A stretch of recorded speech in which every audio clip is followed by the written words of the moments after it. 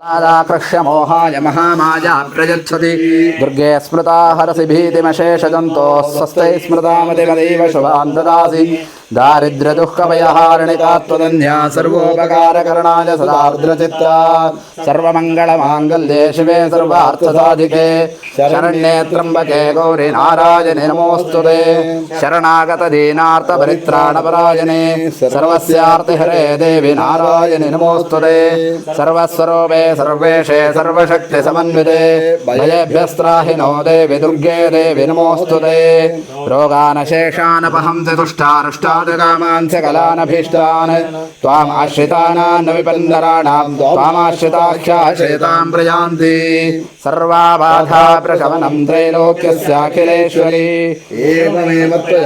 अस्मद्वैरिविनाशनं गृहीतोऽग्रमः चक्रे दुमुष्टोद्धृतवसुन्धरे वराहरूपिणि शिवे नारायणि नमोऽस्तुते अपराधशतं कृत्वा जगदम्बेति चोच्चरेत् व्याङ्गतिं समवाप्नोति न तां ब्रह्मादयस्वराः सापराधोऽस्मि शरणं प्राप्तस्त्वां जगदम्बिके इदानीमनुकम्प्यो हन्यतेच्छसि तथा कुरु अज्ञानाद्विस्मृतेर्भ्रान्त्यन्यूनमधिकं करलम् तत्सर्वं क्षम्यतां देवि प्रसीद परमेश्वरि कामेश्वरि जगन्नाथः सच्चिदानन्दविग्रहे ग्रहाणार्चामि मां प्रीत्या प्रसीद परमेश्वरि ॐ गुह्यातिगुह्यगोत्रे त्वं ग्रहाणास्मत्कृतं जपं सिद्धिर्भवतु मे देवि त्वत्प्रसादान् सुरेश्वरी ॐ न मन्त्रं नो यन्त्रं तदपि च न जाने स्तुतिमहो न चाह्वानं ध्यानं तदपि च न जाने स्तुतिकथाः न जाने मुद्रास्ते तदपि च न जाने विलपनं परं जाने मातस्त्वदनुसरणं क्लेशहरणं विधेरज्ञानेन द्रविणविरहेणालसतजा विधेया शक्यत्वात्तव चरणयोर्याच्युतिरभूत् तदेतत्क्षन्तव्यं जननि सकलोद्धारिणि शिवे कुपुत्रो जायेत क्वचिदपि कुमाता न भवति पृथिव्यां पुत्रास्ते जननि बहवः सन्ति सरलाः परं तेषां मध्ये विरततरलोऽहं तव सुतः मदीयोऽयं त्यागः समुचितमिदं नो तव शिवे कुपुत्रो जायेत क्वचिदपि कुमाता न भवति जगन्मातर्मातस्तव चरणसेवा न रचिता न वा दत्तं देवि द्रविणमपि भूयस्तव मया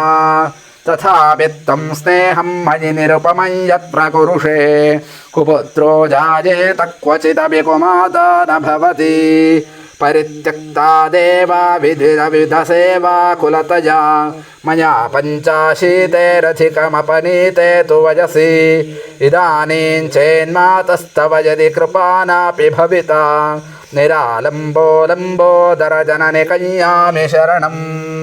स्वपाको जल्पाको भवति मधुपाकोपमगिरा निरातङ्को रङ्को विहरति चिरङ्कोटिकनकैः तवापर्णे कर्णे विशति मनुवर्णे फलमिदं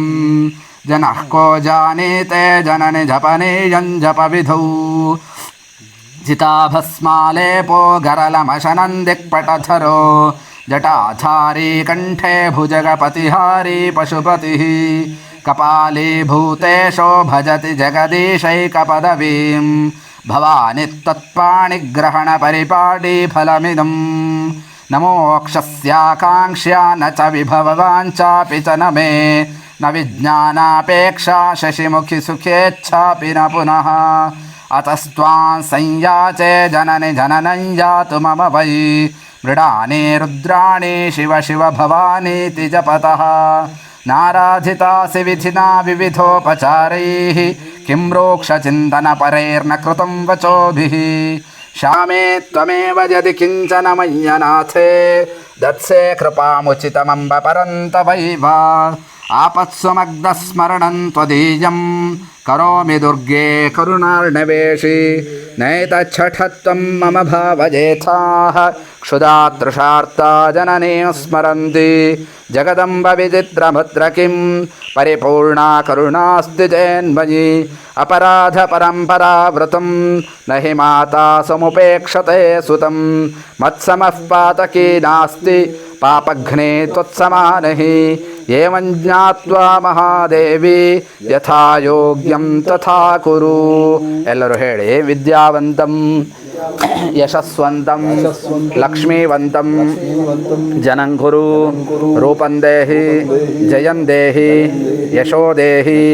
ಶುಭಾಂ ಮತಿಂ ಐಶ್ವರ್ಯಂ ವೇದವಿಜ್ಞಾನಂ ಸೌಭಾಗ್ಯ ಆರೋಗ್ಯ ಸಂಪದಃ ಶತ್ರುಹಾನಿಂ ಪರೋಮೋಕ್ಷಂ ದೇಹಿ ಮೇ ಪರಮೇಶ್ವರಿ ಋಣ ರೋಗ ಅರಿ ದಾರಿದ್ರ್ಯ ಪಾಪಕ್ಷತು ಅಪಮೃತ್ಯವಃ ಭಯಶೋಕ